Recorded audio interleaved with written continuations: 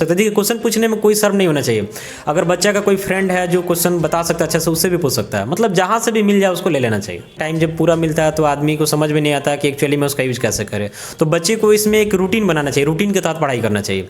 और ऐसा नहीं है कि नहीं हमको एकदम 12 घंटा पढ़ना है, ऐसा कुछ नहीं है। मतलब आपको लगता है कि नहीं मैथ आज हमको 2 घंटा पढ़ना है, 2 घंटा पढ़ते हैं। आपको लगता है कि नहीं फिजिक्स में कुछ ज़्यादा वर्क करना है, 3 घंटा। न्यूज़ जनमत जागरण में आप सभी का स्वागत है। आज हमारे साथ अवनीश सर जुड़े हुए हैं। और अवनीश सर, सबसे पहले आपका न्यूज़ जनमत जागरण में स्वागत है। बहुत बहुत धन्यवाद, आपके सभी दर्शकों का बहुत बहुत धन्यवाद।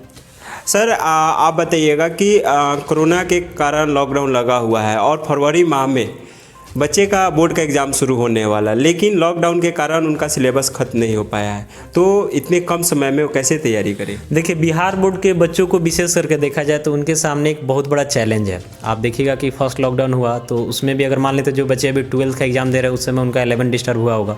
जो बच्चे अभी 10th का एग्जाम दे रहे हैं उनका उस समय 9th डिस्टर्ब हुआ होगा। उसके बाद सेकेंड लॉकडाउन लगा तो सेकेंड लॉकडाउन का मतलब कि जो बच्चे अभी 10th में उनका 10th डिस्टर्ब हुआ, जो 12th में उनका 12th डिस्टर्ब हुआ।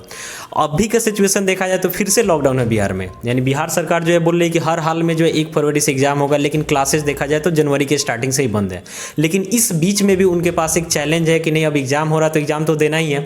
और हम ये भी इसके भी पक्षधर नहीं है कि एग्जाम कैंसिल हो जाए, क्योंकि आपने भी देखा कि पिछली बार सीबीएसई का एग्जाम कैंसिल हुआ तो उसके बाद रिजल्ट में बहुत गड़बड़ी हुआ। और हमको लगता है कि बिहार बोर्ड में भी ऐसा अगर एग्जाम कैंसिल होता है तो रिजल्ट ढंग का आएगा नहीं। तो एग्जाम लेना समाधान है, इसमें नो डाउट सही भी है। लेकिन इस कम समय में बच्चा प्रिपरेशन कैसे करे इसका भी एक बहुत बड़ा चैलेंज है। तो इसमें करना क्या चाहिए, बच्चों को थोड़ा सा दिमाग लगाना चाहिए। जैसे अभी हाल फिलहाल में सेंटअप एग्जाम हुआ, आप देखिएगा तो क्लास 10th का भी सेंटअप एग्जाम हुआ और 12th का भी हुआ। तो दोनों का क्वेश्चन पैटर्न आपको देख के पता चल गया होगा कि इस बार जो बच्चा का है सिचुएशन, मतलब 200 नंबर का क्वेश्चन पूछा जाएगा तो उसमें से उसको सिर्फ 100 नंबर का आंसर देना है। आप देखेंगे कि एमसीक्यू को 2 गुना कर दिया गया। यानी अगर 100 एमसीक्यू पूछा जा रहा तो 50 का आंसर देना है। वेरी शॉर्ट अगर 30 पूछा जा रहा तो 15 का आंसर देना है। लॉन्ग 10 पूछा जा रहा तो 5 का आंसर देना। तो सब में 50% होगा। तो बिहार बोर्ड में ऐसा बोला नहीं है कि सिलेबस हम रिड्यूस किया है, लेकिन इनडायरेक्ट रूप से बिहार बोर्ड भी सिलेबस को रिड्यूस किया है। जैसे एज एग्जाम्पल आपको बताते हैं कि एक चैप्टर अगर 10 मार्क्स का है तो बोर्ड का जो पैटर्न है उसके अनुसार उससे क्वेश्चन 20 मार्क्स का पूछा जाएगा, लेकिन बच्चे को बनाना कितना है तो 10 का ही बनाना है।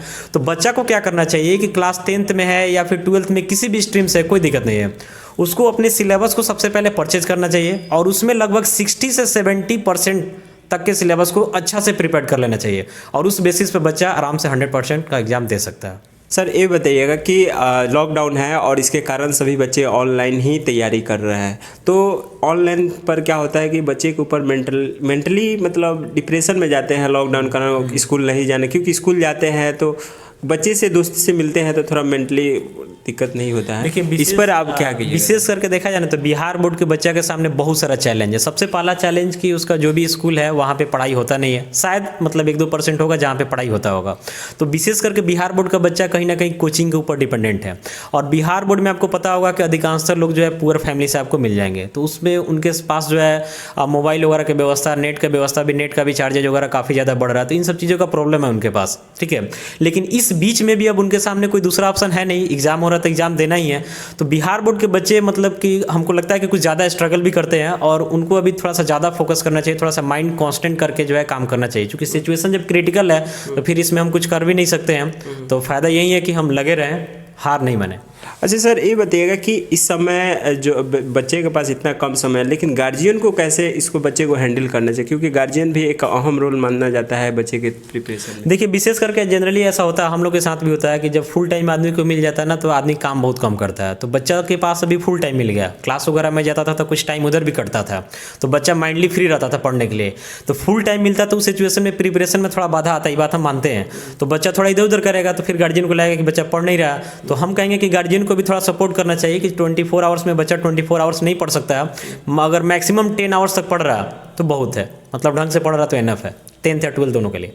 अच्छा सर क्योंकि अभी लॉकडाउन का स्कूल सभी बंद है और कोचिंग भी बंद है, तो इस समय बच्चे अपने विषय का कैसे तैयारी करें? तो एग्जांपल में जैसे ले लें मैथ वगैरह ये सब। देखिए सबसे पहले बच्चा को पता होना चाहिए, अगर बच्चा 10th में है तो 10th का सिलेबस पता होना चाहिए, 12th में तो 12th का सिलेबस पता होना चाहिए। तो सबसे पहले अपने सिलेबस को ले, सिलेबस को लेने के बाद हमने पहले भी इस वीडियो में बताया कि लगभग 60% से 70% सिलेबस को टिक आउट कर ले, मतलब एक मार्किंग स्कीम आता है ना उसे टिक आउट कर ले और उसमें उसी सिलेबस को टिक आउट आउट करे जिस पे उसका कमांड अच्छा से है और उसको एकदम तगड़ा रिवाइज करे, मतलब कंसेप्ट को पूरा पढ़े और साथ ही साथ प्रॉब्लम को जो है ज़्यादा से ज़्यादा बनाए, एनसीईआरटी पे कुछ ज़्यादा फोकस करे और साथ ही साथ क्वेश्चन बैंक। मार्केट में बहुत अलग अलग तरीके का गेस वगैरह आता है, उस पर फोकस ना करे, क्योंकि होता क्या है कि गेस वाले को कुछ अलग देना रहता है, कुछ अलग इसलिए देते हैं कि उनका बिके, और बच्चा इस सब में उलझ जाता है तो मेन सिलेबस से बाहर हो जाता है और इसके कारण उसका रिजल्ट खराब होता है।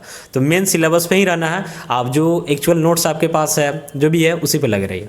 सर ये बताइएगा, क्योंकि बच्चे घर पर ही है, घर से बाहर निकलना नहीं है, तो और लगातार पढ़ते रहना है, तो क्या क्या करे कि एक लंबा समय तक वो पढ़ाई को जारी रख सके? देखिए बच्चे के सामने तो अभी के समय में काफ़ी ज़्यादा चैलेंज है। आपको स्टार्टिंग में बताएं कि टाइम जब पूरा मिलता है तो आदमी को समझ में नहीं आता कि एक्चुअली में उसका यूज कैसे करे। तो बच्चे को इसमें एक रूटीन बनाना चाहिए, रूटीन के तहत पढ़ाई करना चाहिए।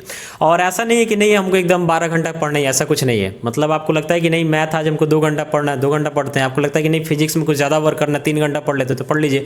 मतलब रूटीन को जो है ना चेंजेबल रखिए। जैसे बहुत सारा बच्चा होता है कि नहीं मॉर्निंग में 6 बजे से ही पढ़ना शुरू कर देंगे, ऐसा कुछ नहीं है।